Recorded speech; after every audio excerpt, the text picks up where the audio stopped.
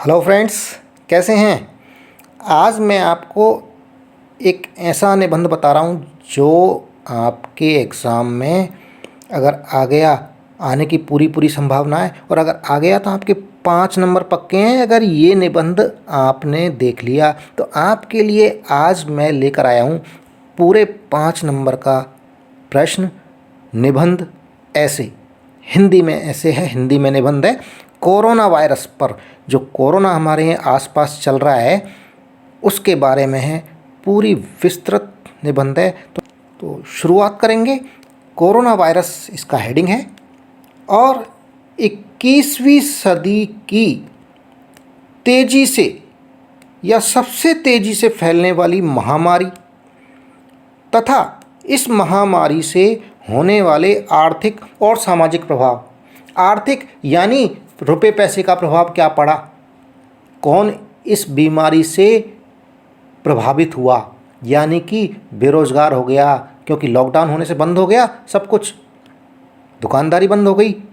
और सामाजिक प्रभाव क्या पड़ा इससे हमारे ऊपर। सामाजिक प्रभाव यानी कि आपस में जो दूरियां लॉकडाउन होने से या इस बीमारी के डर से हमने मिलना जुलना छोड़ दिया, शादी विवाहों बंद हो गए, उनमें लिमिटेशन हो गई, भीड़ की ज़्यादा आदमी बुलाने की, तो यहाँ पर लिमिटेशन हो गई।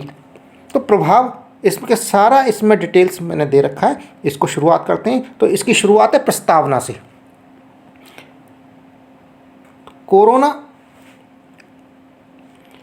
कोरोना नामक एक बीमारी जो कि एक तेज़ी से फैलने वाली महामारी है। कोरोना वायरस के रूप में हमारे चारों तरफ तेज़ी से फैल रही है। तो शुरुआत करेंगे प्रस्तावना से।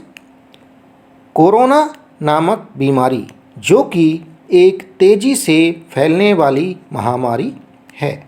कोरोना वायरस के रूप में हमारे चारों तरफ तेज़ी से फैल रही है। कोरोना बीमारी, कोरोना नाम का वायरस या कोरोना महामारी या कोरोना बीमारी कुछ भी कह सकते हैं, ये हमारे चारों तरफ तेज़ी से फैल रही है। उसने भारत ही नहीं बल्कि विश्व के लगभग सभी देशों को बुरी तरह से हिलाकर रख दिया है। इस बीमारी से कोई भी देश अछूता नहीं रह सका है।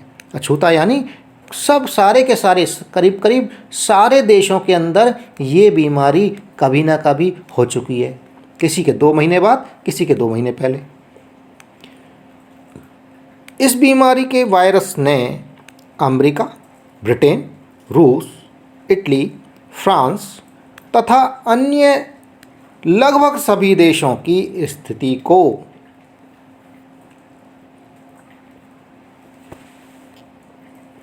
दयनीय बना दिया है।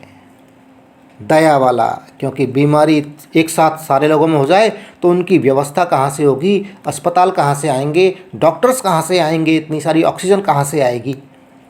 इसलिए सारे देशों की स्थिति को इस बीमारी ने दयनीय बना दिया है।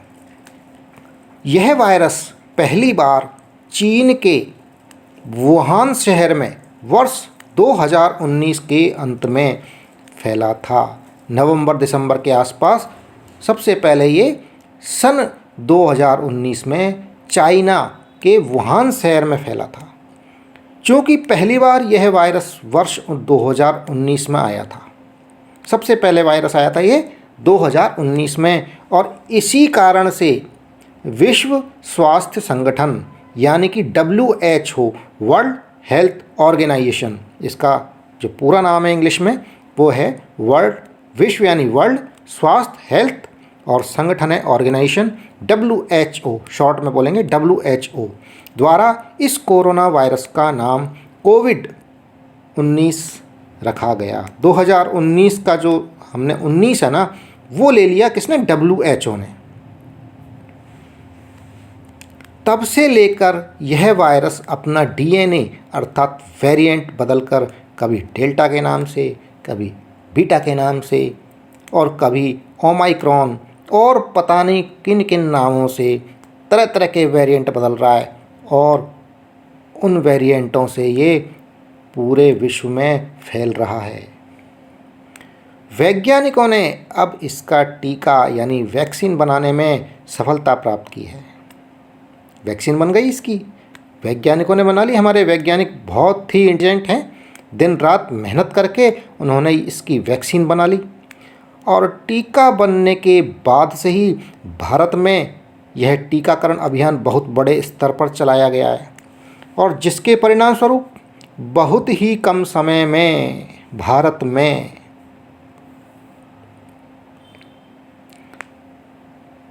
150 करोड़ से अधिक टीके की डोज लोगों को लगाई जा चुकी हैं। 150 करोड़ डोज वैक्सीन के टीके लग चुके हैं दोस्तों हमारे हिंदुस्तान में, भारत के अंदर। और अब हम देखेंगे कोरोना वायरस के लक्षण क्या हैं। तो किसी संक्रमित व्यक्ति के संपर्क में आने पर यह वायरस फैलता है और संक्रमित हो चुके व्यक्ति के यदि बुखार है, जुखाम है, सांस लेने में तकलीफ हो रही है, सिर में तेज़ दर्द है, सूखी खांसी, गले में खराश इत्यादि अगर ये समस्याएं हों तो समझ लेना कोरोना हो चुका है, कोरोना वायरस आपके पास आ चुका है।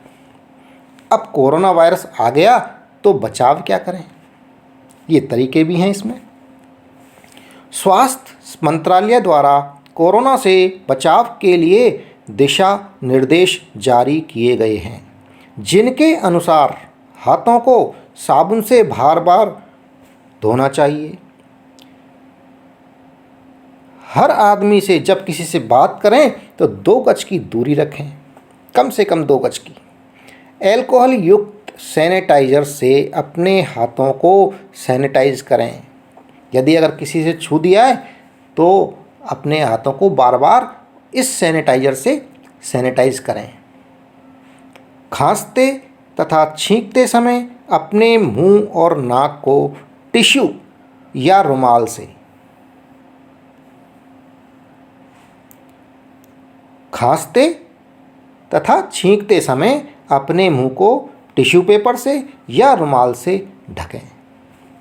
भीड़ भाड़ वाले स्थानों पर अनावश्यक रूप से जाने से बचें।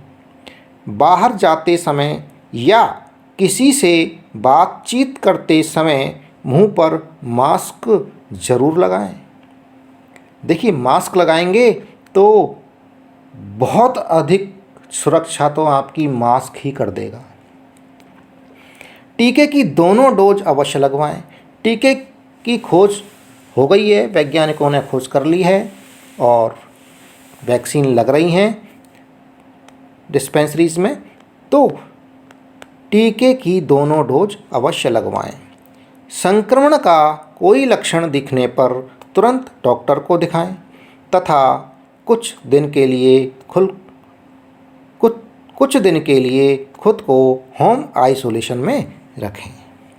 अब इस कोरोना वायरस के फैलने से सामाजिक प्रभाव क्या हुआ, ये देखते हैं।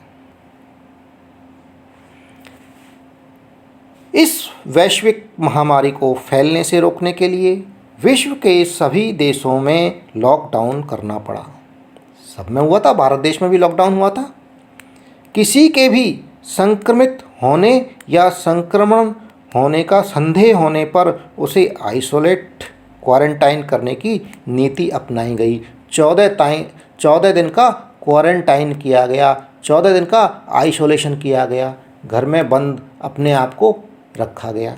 ये नीति सरकार द्वारा अपनाई गई, लोगों द्वारा अपनाई गई।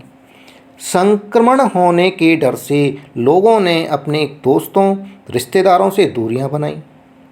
सामाजिक कार्यक्रम एवं उत्सव इत्यादि बंद हो गए, मिलना जुलना बंद हो गया। इससे लोगों के सामाजिक जीवन पर गहरा प्रतिकूल असर पड़ा। अकेलापन महसूस हुआ बहुत ज़बरदस्त तरीके से।